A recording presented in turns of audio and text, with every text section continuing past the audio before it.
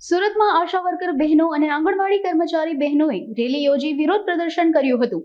આંગણવાડી કર્મચારી સંગઠન તેમજ આશા વર્કર બહેનો દ્વારા વિવિધ માંગણીઓ સાથે સરકાર સમક્ષ રજૂઆત કરવામાં આવી હતી, જેમાં પગાર વધારા અને અન્ય સરકારી લાભો આપવા બાબતે મુખ્ય માંગણીઓ કરવામાં આવી હતી। મહિલાઓના હિતમાં નિર્ણય કરાય તેવી માંગણી કરવામાં આવી હતી, તેમજ જો માંગણી નહીં સ્વીકારવામાં આવે તો ચોક્કસ મુદતની હડતાલ કરવાનું જણાવવામાં આવ્યું હતું। મારું નામ રેખાબેન શાંતિલાલ પાટીલ છે। ગુજરાત આંગણવાડી કર્મચારીમાં સુરત જિલ્લામાં પ્રમુખ તરીકેની ફરજ બજાવું છું ને આંગણવાડી વર્કર તરીકે કામગીરી નિભાવું છું। છેલ્લા 2018 થી અમે બહુ આવેદનપત્રો આપ્યા છે, માંગણી કરી છે સરકાર સામે।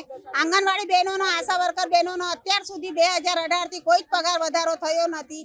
આ વખતે બહેનોને બહુ જ આશા હતી સંસદ સત્રમાં કે અમારો પગાર વધારો થશે, પણ અત્યાર સુધી કોઈ પગાર વધારો થયો નથી। એના માટે બહેનો બહુ જ રોષે ભરાયેલી છે અને બધી હવે મેદાનમાં ઉતરી આવી છે। આજે બહુ મોટી સંખ્યામાં 1000 થી 1200 બહેનો છે કલેક્ટરશ્રીને આવેદન પત્ર આપવાના છે। તો પણ જો અમારી માંગણી ન સ્વીકારાય, આવનાર દિવસોમાં તારીખ 20, 21, 22 તારીખના દિવસે હડતાલ કરવાના છે। તો પણ જો અમારી માંગણી નહીં સ્વીકારાય, ગ્રાહ્ય નહીં રાખવામાં આવે તો બહેનો અચોક્કસ મુદતની હડતાલ પર ઉતરવાના છે।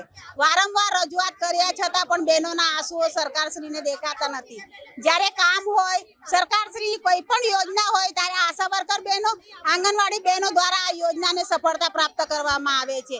એ સફળતાના આધાર પર સરકારશ્રીને અનેક વેળા સારી કંપનીઓમાંથી ઓફર પણ આવે છે કે આ યોજના હજુ સ્ટાર્ટ રહેવા દેજો, પણ અમે આંગણવાડી બહેનોને, આશા વર્કર બહેનોની એ યોજનાનું કોઈ જ મહેનતાણું મળતું નથી, ખાલી કામ કરાવવામાં આવે છે। એના માટે અમારી બહેનો તો બહુ જ રોષે ભરાય છે। હવે જો પગાર વધારો નહીં થાય તો બધી બહેનો અચોક્કસ મુદતની હડતાલ પર જવાના છે।